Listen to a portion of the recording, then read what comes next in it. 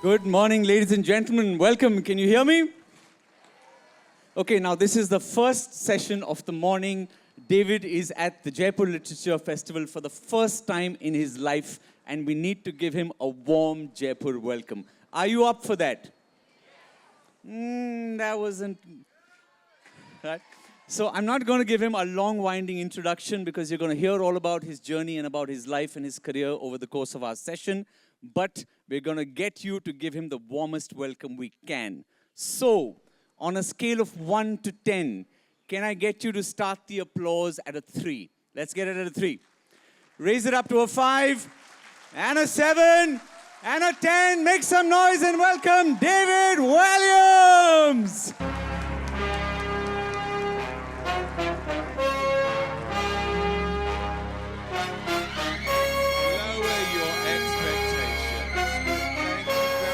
For that warm welcome. What a lovely crowd. Thank you for coming out so early as well. And for being on time. Thank you. Before we start, can you hear us clearly? Volume is loud enough? Thoda sa sound monitor pe de dijiye. So David, question 1, let's jump right into it. How did you've done so many things, but how did your career as an author begin? Well, it began 15 years ago with a book called The Boy in the Dress. And a lot of people said to me, about a boy in a dress, is this book autobiographical? Well, you won't be surprised to learn that to some extent it was. Now, I have an older sister, Julie. She's 2 years older than me. And when I was born, she really wanted a baby sister, not a baby brother.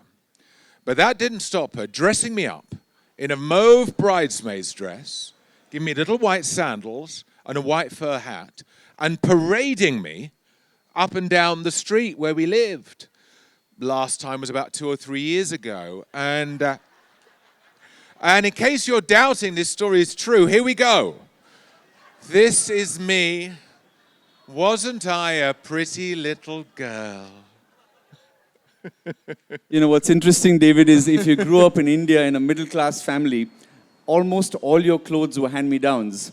So if you had an older sister, we would be boys in dresses as well. Yes, I was. Tell me, David, what kind of a child were you?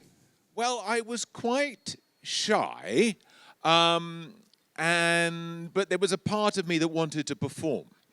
And aged 11, my school was putting on a little play. And there was a boy, because it was an all-boys school, so the boys had to play the girls' parts in the plays. And most of the boys didn't want to do that.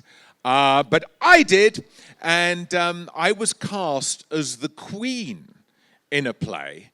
And I think we've got a clip of me making my world debut on the stage as the queen.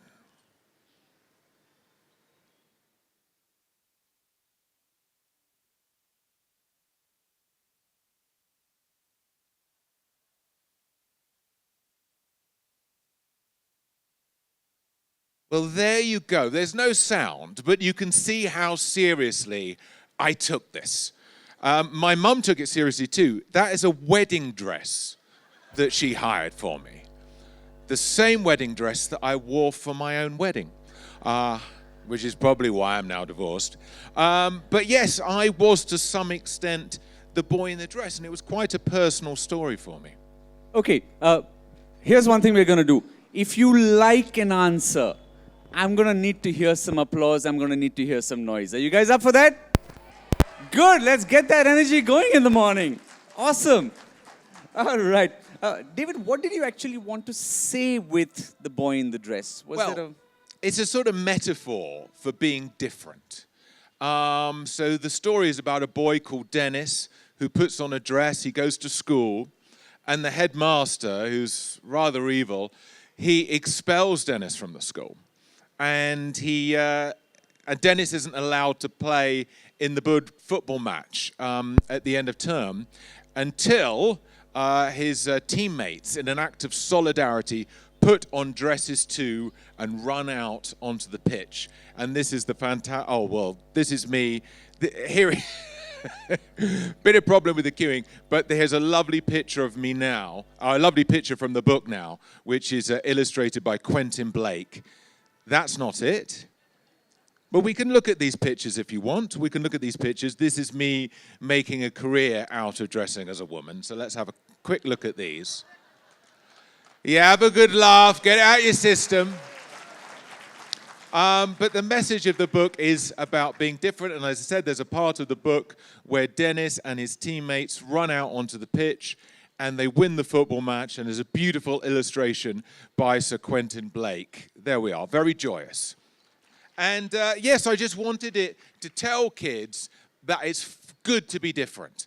And that when I go into schools, I always say to kids, being different is your superpower. Never feel that's something to be embarrassed about or shy about. Live it.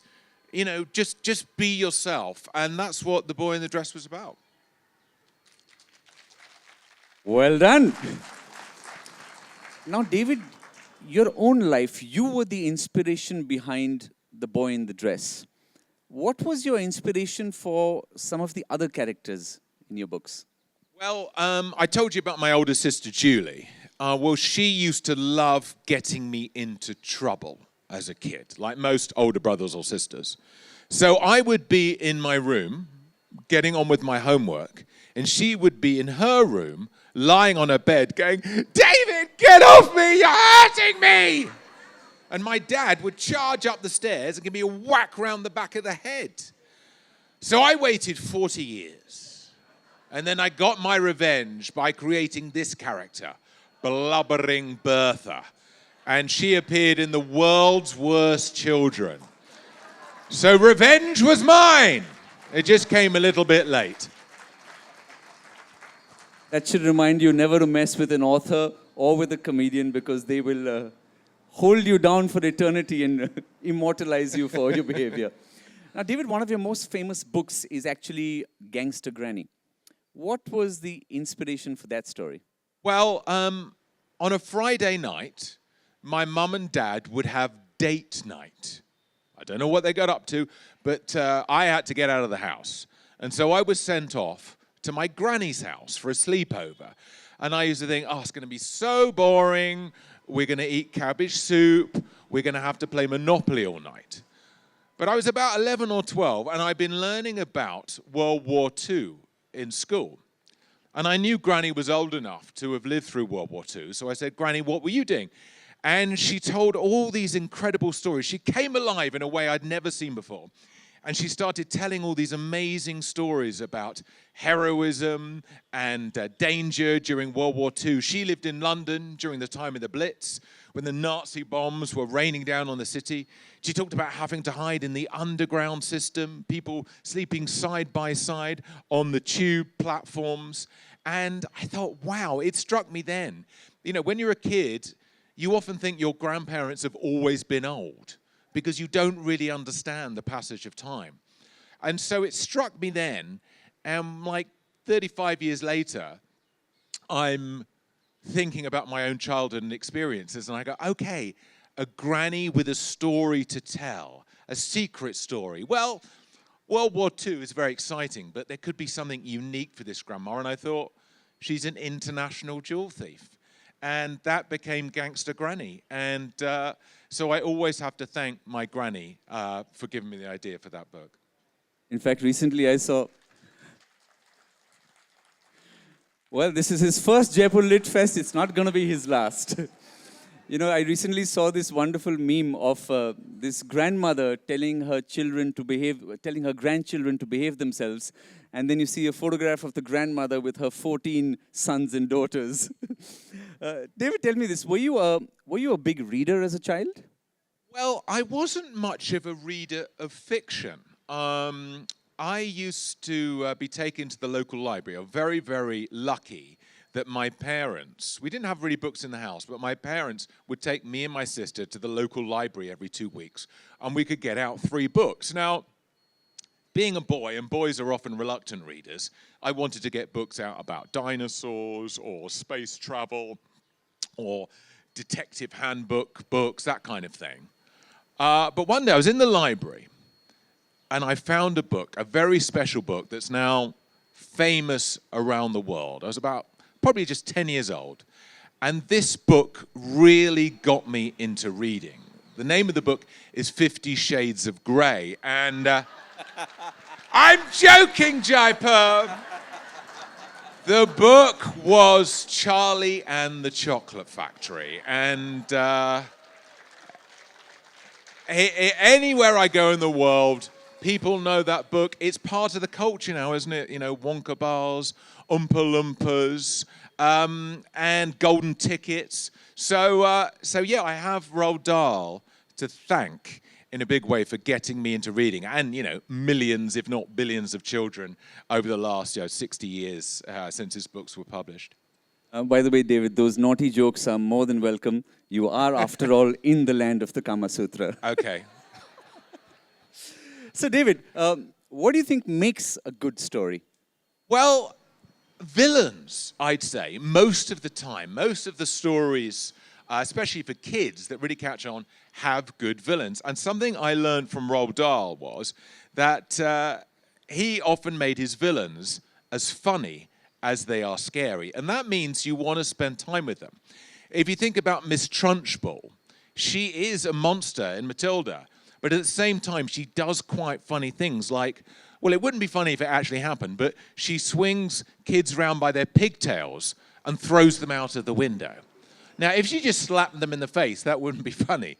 But it's so surreal and absurd an image that it becomes funny. And so when I was writing my own stories, I thought, learn from the greats. And so I tried to create characters, my villains, to be as funny as possible. And one villain was actually inspired by a contestant on Britain's Got Talent. So this man, he came onto the stage, he had these dark glasses, this greasy hair, and he sort of wheezed a bit, and he came onto the stage like this. And we said, oh, hello, what's your name? Cockroach Ken. I said, oh, welcome to the show, Cockroach Ken. What's your talent? He went, I'm going to eat live cockroaches.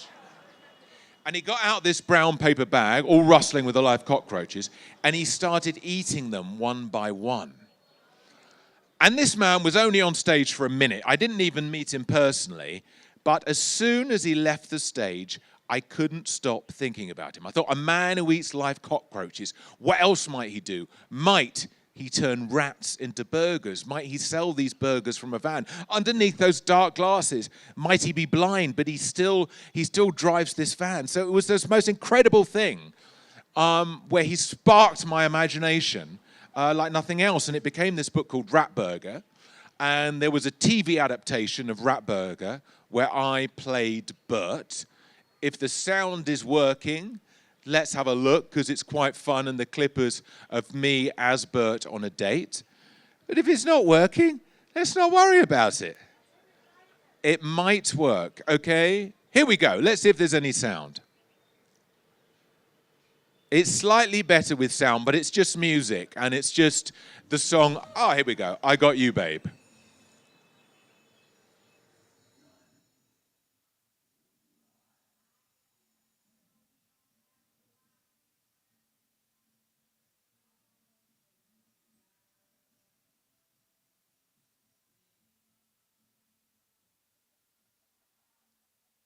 So I took this man's life, I turned it into a book, I turned it into a TV show, I turned it into a theater production, and the best thing about it was I didn't have to pay him a penny. So there's a happy ending to that story, for me at least. David, you spoke about how you were influenced at your own local library. Why do you think children's books are actually so important? Well, the thing is, if you don't read as a child, you generally don't read as an adult. And many adults, I don't know in India, but in the UK, reading isn't necessarily a mainstream thing. We've got very lazy looking at our phones, watching television. And people often think, well, children need to read, so we give them a book. But it's so much more than that. We learn so much from stories. We learn the difference between good and bad. But I think the biggest thing we learn is empathy. That is the point of stories, I think, empathy. Putting yourself in someone else's shoes, understanding someone's life. And there's no more important thing to teach a child than empathy. And that we learn from books. And I think, okay, there are other ways that stories are told. And, I love movies, I love TV shows. But in a book, you have to use your imagination too while you're reading. And so therefore, you're painting the pictures in your mind. Watching a movie is really an incredibly passive thing. But reading a book isn't. So I'm really pleased. I started writing children's books 15 years ago. I thought, I wonder in 15 years' time whether kids will still be picking up books. But books are still special for kids, and I hope they remain so forever. And there's something about the physical book rather than just looking on a screen that I think is important too. But we need, as parents, to make sure our children are not looking at our phones or their phones all day, and still setting aside time to read for them. If they're very young, read with them, share a book, talk about books that we loved as kids and sharing with them. And, some of the happiest memories of me and my dad are him reading Dr. Seuss to me, Green Eggs and Ham, before I went to bed. And some of the happiest memories for me of being a dad, my son Alfred is 11 years old, is reading stories with him. So it's a lovely thing. We all need to make time for it, and we all need to make sure kids, even reluctant readers, are given books that we think they're going to love. I'd just like to add to that, David, as somebody who's been a performing artist for 20 years, please send your kids out. Please go out yourself to watch live stand-up, to watch live music. What you see on Netflix, what you see on the internet is the edited version of what people want you to see. But the energy of being in a room to see an artist maybe find a difficult audience, work them into, get their energy up and actually take control of that crowd. It's a joy to see live art form, so please do that as well. Now, David, you've sold 60 million books. That's just this morning. So it was a good day. I was going to say... Good day so far. Bit of a slow start. Yeah, yesterday on the internet, it said, on Wikipedia, it said 50 million, so clearly a fantastic morning. Your humility aside, why do you think your books are so popular? Because they're brilliant. No, I think I see my thing as being funny, right? I've always loved, since you saw me in that school play, making people laugh. And if you make people laugh, you generally make people happy. And when parents come up to me in the street and say, I see my kid reading your book on the sofa, chuckling away to themselves, that is, the best thing I can hear. So I just try and write the most entertaining books I possibly can. I try and make them exciting. I try and make them as funny as possible. And I also feel there's a mission for me. I know I'm not, a Charles Dickens or William Shakespeare or anything like that. But I feel my mission is to get kids reading, get reluctant readers reading. And when I'm going around the United Kingdom, I often find myself, because of work, somewhere I wouldn't normally be. And I say to my fantastic publishers, who are always incredibly generous, and they're here today, is I say, let's find a school in a really deprived area, and I'll go into the school, give a talk, and let's give out a book to every single kid in that school. And I have to say, HarperCollins have been amazing and provided thousands of books over the years. And I always ask the kids who like reading, and you'll meet an 8-year-old who's read all the Harry Potter books, and you'll meet a 12-year-old who's never read a book in their life. And my mission is, I think, to reach those kids. Because if they don't read as kids, as I said, they won't read as adults. And that's why my books in design and illustration, we try and make them as fun as possible. And why I write books like The World's Worst Children, where it's a collection of short stories, very visual, like the Beano comic that I grew up with. And so that for me is the mission, and that for me is probably the appeal of the books, that they are fun. And David, what are children actually saying about your books, do you get any feedback from the kids at all? Well, the thing is, it's very nice because kids write fan letters. But sometimes these letters don't quite come across as fan letters. I'm going to share some with you today. Dear David Walliams, I love your books, but I got one book, wasn't very good.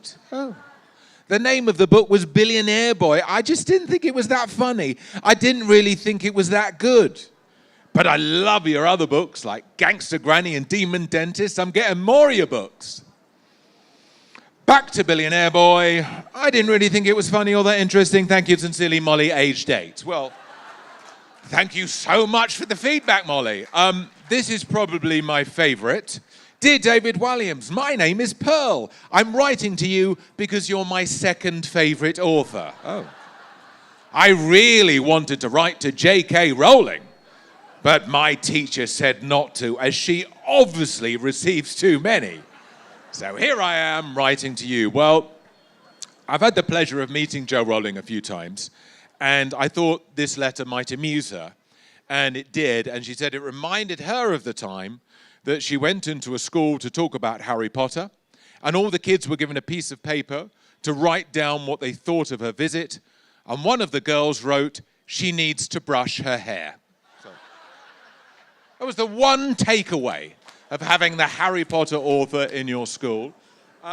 This is an interesting one. This has a bit of a subtext. Dear David Walliams, I go to school in Harrogate. We're having a summer fete. Please can you open it for us and sign some books? I know it's a long way away, but my teacher, Miss Kirby, says you can have a sleepover at her house. Well, me and Miss Kirby are now married, and we have 17 beautiful children. Sometimes I get letters, believe it or not, from amorous ladies around the globe. Have a laugh, but it does happen. And this is from a lady in the Philippines. I want to tell you again, I like you so much. I'm watching you on YouTube every day, especially Britain's Got Talent. You look so handsome for me. I love you because of your age, your smile, your shape, in brackets, quite fat. She's what we call a chubby chaser, ladies and gentlemen.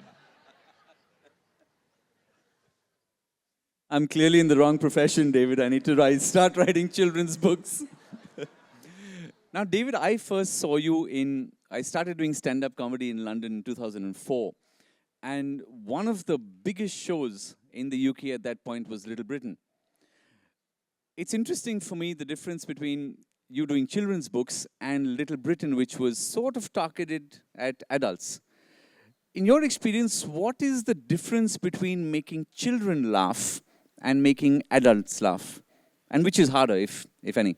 Well, the thing is, Little Britain was made for adults, and it was on after the watershed, which means, people think kids have gone to bed. But kids loved it. And it made me think, when I was a kid, I always wanted to stay up late and watch the comedy shows that felt a little bit forbidden.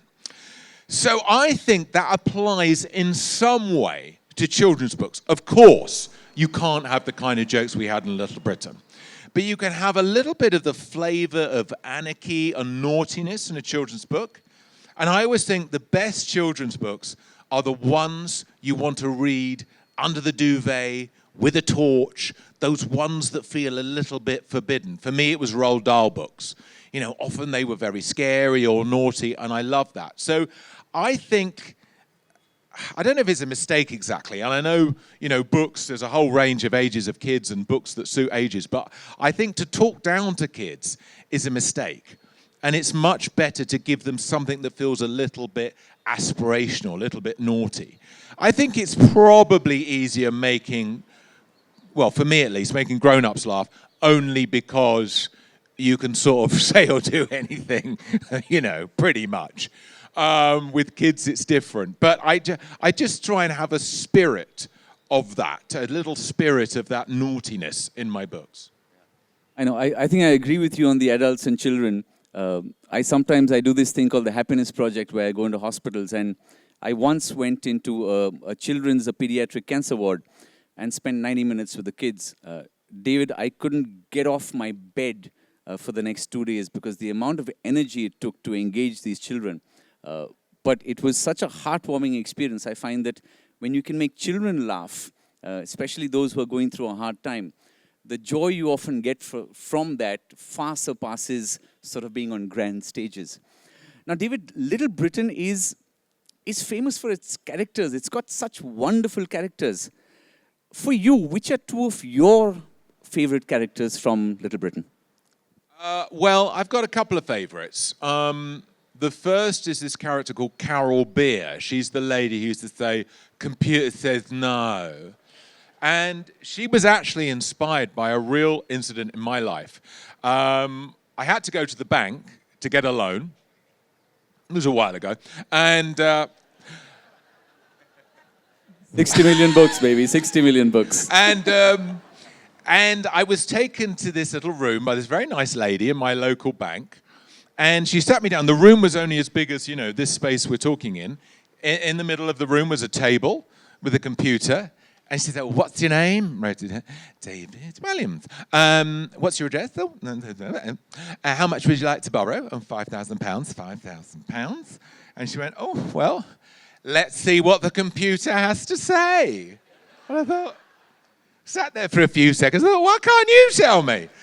Anyway, we sat there and she went, "Oh, computer says yes."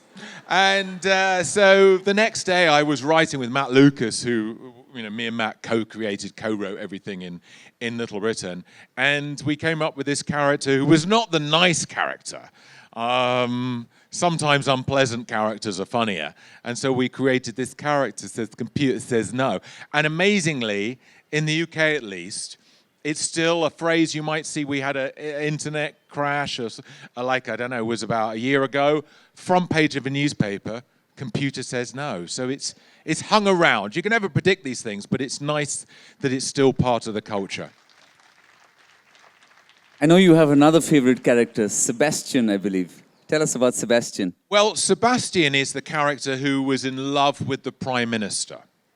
Now, in 1997, the UK had its first hot Prime Minister in Tony Blair.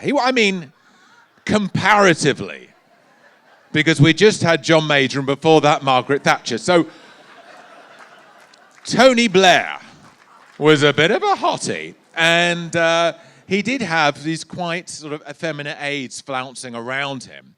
And so we thought, it's a story about unrequited love, about an aide to the Prime Minister who's in love with him, a love that'll never, ever come to be.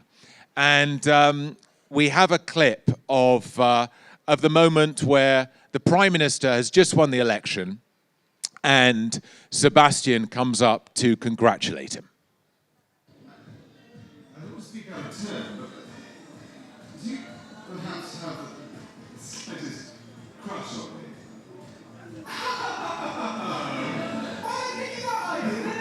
I just wanted to say well done.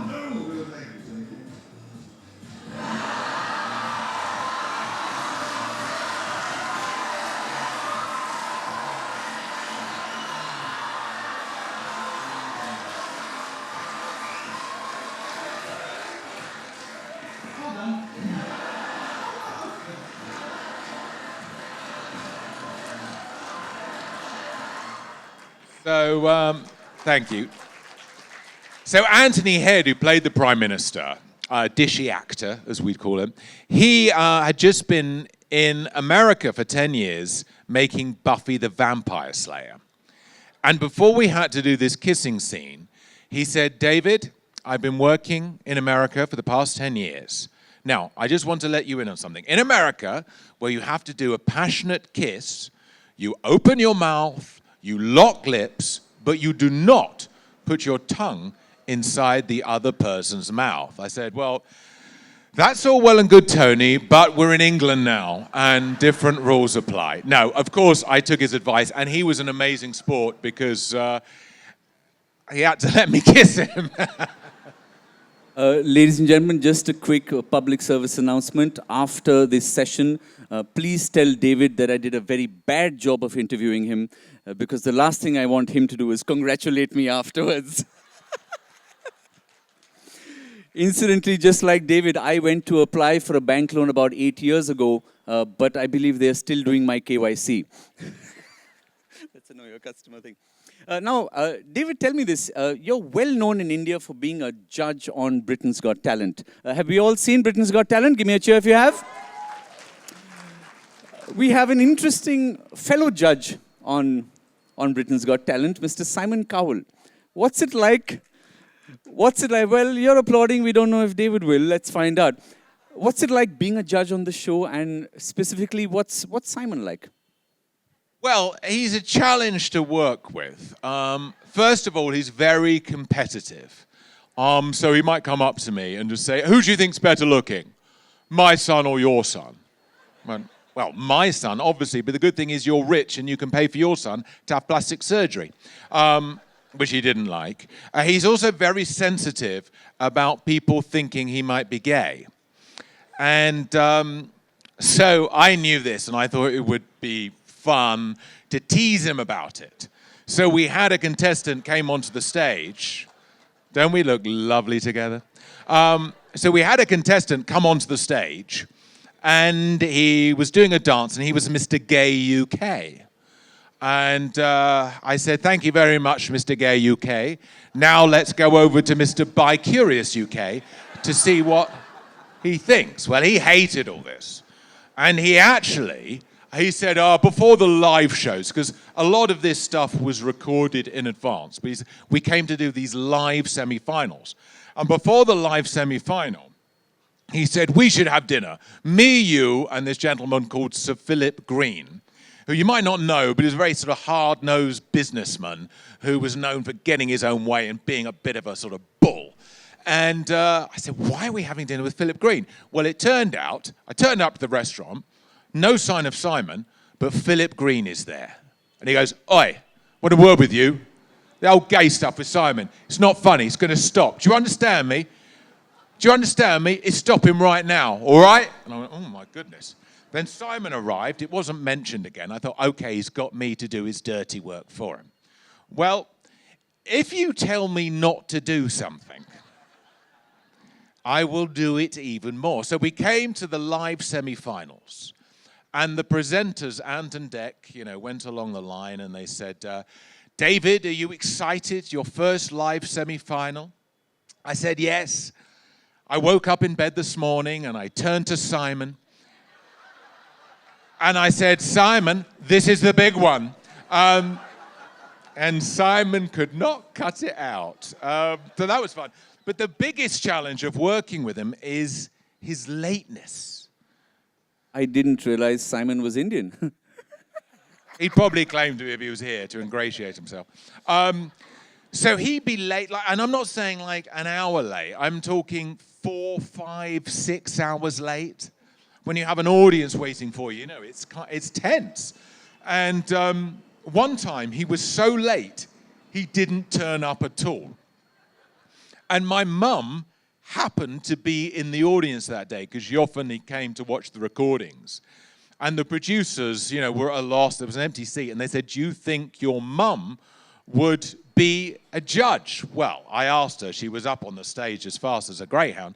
And so for one night only, my mum was a judge on Britain's Got Talent.